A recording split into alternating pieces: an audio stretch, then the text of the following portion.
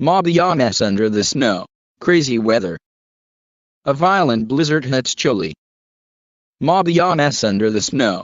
The inhabitants of Punta Arenas were received this morning with a heavy snow that covered the entire city in white.